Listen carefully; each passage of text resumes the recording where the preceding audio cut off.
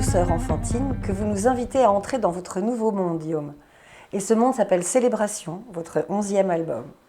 Avec le pianiste Léo Jacef, vous partez confiant explorer d'autres sons, des compositions plus apaisées, et nous, à vos côtés, nous questionnons votre histoire. Votre clarinette était la voix, elle est devenue le souffle.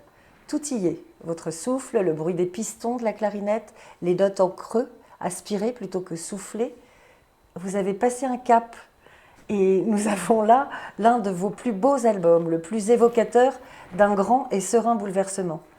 Quelques notes d'un dulcitone, instrument enfantin, petit piano taquin, et nous voilà embarqués dans votre nouvel univers, toujours joyeux, toujours généreux. Quelque chose a changé, Guillaume. La douceur de ces compositions nous raconte un nouveau Guillaume, apaisé, tranquille. Vous allez bien ? Je vais très bien, merci beaucoup. Cette source à laquelle vous avez puisé cette énergie sourde, cette inspire, c'est cet enfant, c'est d'autres choses, c'était quelque chose qui était latent, Ouais, c'est quelque chose qui était latent et qui évidemment se concrétise avec l'arrivée de cet enfant parce que ça oblige à accélérer quand même certains processus sur lesquels je trouvais que je mettais pas mal de temps de recherche de paix intérieure. Mais c'est aussi la totale continuité d'un travail que j'ai amorcé il y a assez longtemps sur les musiques sacrées. Je dis bien un travail sur les musiques sacrées, parce que j'ai quand même pas la prétention de faire de la musique sacrée. Mais en tout cas, dans ma composition, ça fait un moment que mes sources d'inspiration sont vraiment diverses musiques sacrées, que ce soit la musique occidentale, dite classique, ou des musiques du monde, ou certaines prières. Alors juives, bien entendu, que j'adore par-dessus tout jouer. D'ailleurs, il y en a une dans cet album encore que j'ai réussi discrètement à glisser, qui est au Shalom, mais que j'ai appelé Inner Peace parce que c'est quelque chose que je joue en solo, alors que c'est un album plutôt en duo avec toutes sortes d'empilements de piano. Là, c'est un moment de clarinette seule.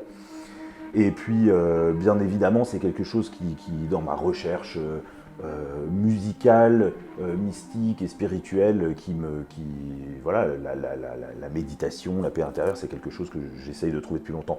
Mais pour l'instant, c'est l'aspect musical qui aura réussi à la canaliser.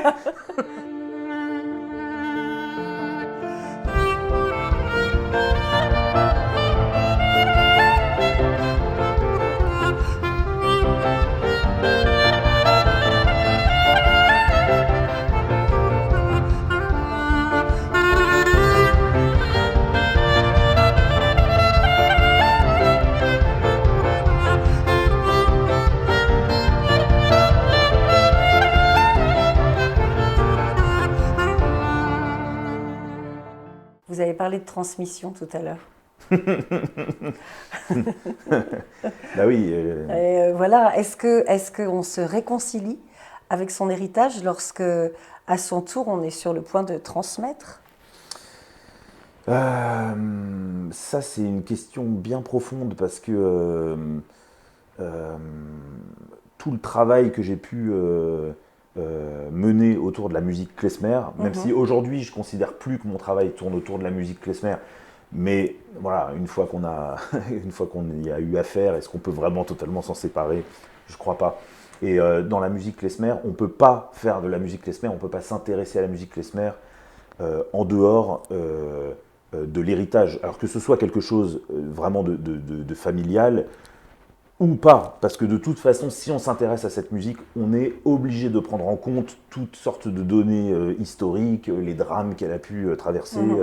Donc on ne peut pas faire cette musique en faisant juste de la musique. C'est forcément une recherche plus profonde. Je n'irai pas jusqu'à dire que c'est une psychanalyse, mais en tout cas, dans mon cas, ça l'a été aussi. Et aujourd'hui, je crois que... j'ai l'impression de ressentir que c'est cet album qui provoque le basculement entre mon côté un peu omnibulé par la dette envers les ancêtres que j'ai pu avoir au travers de la musique klezmer, en essayant vraiment de rendre hommage, de réparer l'irréparable, etc.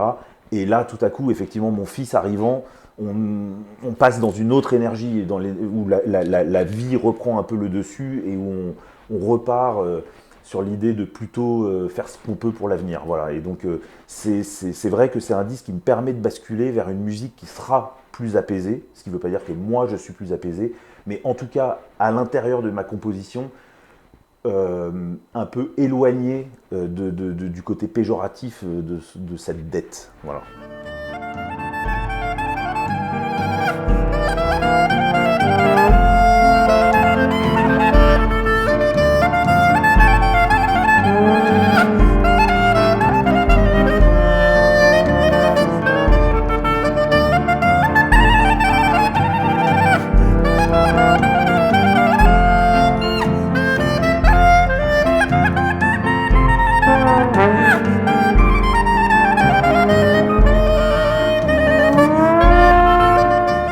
Mais alors, cet enfant, puisque ça m'intéresse aussi, enfin, mais parce que tout se traduit dans votre vie par un album, par une couleur, par une... C'est vrai. Donc, je parle musique quand je parle de votre enfant, mais qu'est-ce que vous aimeriez lui transmettre? Quelles sont les choses que vous aimeriez de cette dette? Puisque vous parlez de dette, mais est-ce qu'il y a un bout de la dette que vous voulez lui transmettre? Est-ce qu'il y a un bout du judaïsme? Est-ce que c'est par la musique, le klezmer? Est-ce que ça va être par d'autres choses? Mais est-ce que ça questionne aussi votre propre judaïté? C'est évidemment, ça questionne ma propre judéité, mais c'est vrai que moi, j'ai pas été élevé dans le judaïsme, même pas, enfin que ce soit traditionnel ou pas, religieux ou pas, parce que mes grands-parents étaient vraiment du côté communiste révolutionnaire. La religion, on la met de côté. Le grand-père rabbin, on l'oublie totalement et on passe vraiment à autre chose. Évidemment, ça marche jamais, on peut rien mettre sous le tapis et les choses ressortent toujours à un moment ou à un autre. Et c'est un peu moi qui me suis retrouvé dans ma famille à déterrer, entre guillemets, tout ça, avec l'arrivée du klezmer comme une espèce de coïncidence un peu miraculeuse dans ma vie, avec l'arrivée dans l'Orient Express Moving Schnorrers, mais déjà à 6 ans en écoutant Gura Feldman et en étant totalement investi de cette musique, en sentant bien que quelque chose se jouait là, qui n'était pas juste une musique sympathique ou agréable à écouter, ça remuait quelque chose de profond. Aujourd'hui,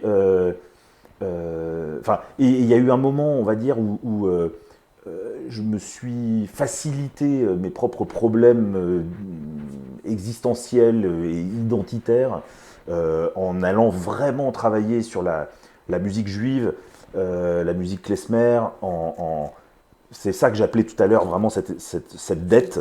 Et ça m'a mis énormément de temps de faire suffisamment de ce côté-là. Déjà, l'album hommage à Naftuli Brandwein, New King of Klezmer Clarinet, que j'ai fait en 2007 ou 2008, pour moi, c'était un album où j'ai tout de suite senti que c'était quelque chose qui me permettait de poser mes valises. Vraiment, c'était cette sensation-là. Et après, j'ai pu faire un album de composition, Unoué, mon deuxième album. Parce que c'était pas possible de commencer tout de suite. Il fallait d'abord dire aux ancêtres, vous êtes là, voilà. Ça, c'est pas forcément de cette manière-là que j'ai envie de transmettre cet aspect familial à mon fils. Je veux pas que ce soit sous forme de dette. Donc je suis encore dans vraiment une recherche complexe sur comment l'amener doucement à ça. Bon, il ne parle pas encore, donc je ne l'ai pas encore obligé à lire la Torah pour l'instant, mais comment l'amener doucement à ça, en même temps lui parler aussi des origines de sa mère, qui sont du côté du Togo, avec toutes sortes de choses vaudou, qui sont aussi super intéressantes. Et voilà, et ce mélange, il est ce mélange. Bien sûr. Et en même temps, je pense que c'est super important qu'il puisse trouver sa propre identité et après choisir parmi tout ce qui flotte autour de lui, ce qu'il a vraiment envie d'honorer ou de continuer, quoi. Voilà. En tout cas, moi, j'ai une petite réponse de comment vous pouvez lui passer. D'accord. C'est déjà en lui faisant écouter l'album qui est vraiment un bijou et qui a ce ton de l'enfance, de la comptine, vous l'avez dit, mais vraiment, mais pas d'une comptine. Enfin, on est dans quelque chose de très profond et à la fois aussi léger qu'une contine. Vous arrivez à avoir cette magie-là. Mais vous l'avez dit, vous avez un morceau qui s'appelle Inner Peace, Osé Shalom, et donc qu'il fasse la paix sur nous et sur tout Israël, et il dit Amen.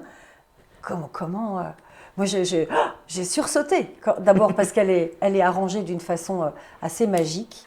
Elle est vraiment, elle est d'une subtilité, elle est réinventée réellement. Mais qui vous l'a fredonnée, cette chanson? Et pourquoi celle-là? Pourquoi vous n'avez pas fait Hava Nagila ou une autre? Non, mais ou une chanson yiddish. Enfin, ça aurait pu être Donna. Enfin, peu importe. Ouais, alors, oui, c'est vrai que ça fait un moment que. Alors, je joue plus, moi, de musique klezmer traditionnelle, je joue plus de thèmes traditionnels, mais il continue à flotter en moi des prières, parce que, toujours dans ma recherche sur la musique sacrée, et parce qu'il y a quelque chose tout à coup qui me parle peut-être encore plus, parce que c'est un peu aussi. Plus éloigné de la région vraiment qui marque la tragédie de la Deuxième Guerre mondiale et de la disparition de la musique klezmer. C'est comme si c'était une espèce de signal sonore qui restait de manière permanente dans l'univers, comme une espèce de trace au fin fond de je ne sais pas quelle galaxie. On pourra retrouver une empreinte, un fossile de Osé Shalom encore dans 15 milliards d'années. Je ne sais pas comment dire. Il y a vraiment cette sensation que les prières juives, et pas que juives d'ailleurs, mais évidemment, je me suis plus spécialisé ou intéressé aux prières juives. Il y a une espèce d'énergie magnifique, cosmique, qui continue à me parler, même si je me suis éloigné de cette musique traditionnelle pour vraiment me consacrer à la composition. Là, pour moi, c'est comme si c'était une composition à moi, je me sens imprégné de cette musique, et donc j'en ai fait une espèce Mais c'est pas la seule prière que j'adore, mais celle-là, ça fait longtemps que je la joue sous différentes formes. C'est Denis Cugnot, grand pianiste klezmer, qui m'a fait découvrir. C'est lui qui vous l'a fredonné à l'oreille. D'accord. Il y a de nombreuses années. Il y a de nombreuses années, et puis je l'ai joué avec le projet Le Silence de l'Exode, je l'ai joué en rappel, mais avec le groupe. Et puis dans mon travail en solo autour de la clarinette, autour des arpèges, de la respiration continue, de tout un travail que j'ai fait, j'ai essayé de jouer quelques prières juives tout seul avec la clarinette, en essayant de donner à la clarinette un aspect harmonique qu'elle n'a pas, puisque c'est un instrument monophonique qui fait une seule note à la fois. Moi, je fais tout un travail pour jouer des arpèges ou des notes tellement rapides qu'on a l'impression qu'il y en a plusieurs. Oui. Et là, c'est un travail sur Osé Shalom, tout seul avec une clarinette, comment donner cet esprit de cette prière que je trouve magnifique. C'est juste magnifique. Ce morceau et l'album, je le redis.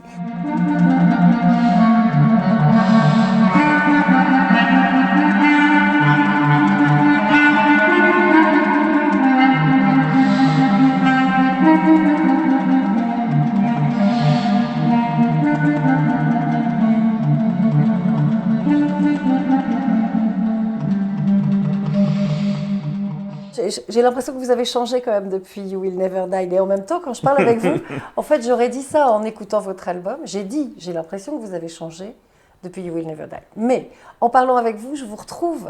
Quand même, j'ai une sensation de nouveau cycle et avec une forme d'envie de continuité. Ça m'amène sur le prochain cycle, puisque c'est un début de cycle pour moi, Célébration. Et vraiment, c'est un cycle que je débute autour de la méditation. Alors là, la méditation, sous toutes ses formes, de toutes ses accointances intellectuelles, religieuses, mystiques, spirituelles, vraiment sur l'idée d'aller chercher en soi-même une forme de sérénité, encore une fois musicale pour l'instant, dans ma vie peut-être un jour. Mais et Célébration, c'est le premier pas. Enfin, c'est pas le premier pas, mais en tout cas, ça fait longtemps que vous méditez. Enfin, ça fait longtemps que je médite, mais pas dans la musique. En fait, j'ai toujours senti, ça fait pas mal d'années, que je sens une problématique pour relier l'état dont je sens qu'il peut advenir dans la méditation et ce qui advient dans la musique. souvent dans la musique, en fait, c'est une espèce de sublimation de la colère qui vient sortir, et être, voilà, sublimé, c'est un peu le but de l'art et ça fait du bien. Mais là, c'est vraiment quelque chose de nouveau. C'est-à-dire, il n'y a plus de colère. Quand on écoute ce disque, il n'y a pas un seul moment où la clarinette s'énerve et hurle ou quoi, ça n'existe plus. On est vraiment, par le passage dans la douceur, d'aller vers le dénudé et ce que je recherche dans la musique de cette méditation. Voilà. Et c'est vraiment ce que je veux mener à bien dans les prochains disques que je vais enregistrer. Et donc, je pense qu'on commence un cycle qui va être beaucoup plus homogène que les 10 albums précédents qui, effectivement, partaient dans toutes les directions. C'est un disque d'anticipation. Ouais. Un disque d'anticipation, d'accord. Guillaume, il est merveilleux cet album, pardon de le dire, même 4 fois. Merci. Et, merci beaucoup. Merci. Je vous souhaite les 10 suivants aussi beaux. Merci en tout cas. Merci à vous. Merci infiniment. Merci.